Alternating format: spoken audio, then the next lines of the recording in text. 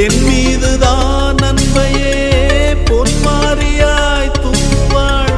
என் நெஞ்சையே பூவென தன் கூந்தலில் சூடுவாள்.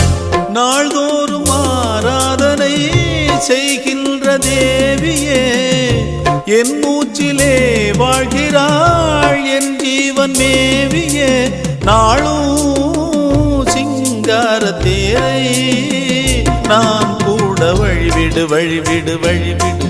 என் தேவி வருகிறாள், விலகிடு விலகிடு விலகிடு, என்னை தேடி வருகிறாள்.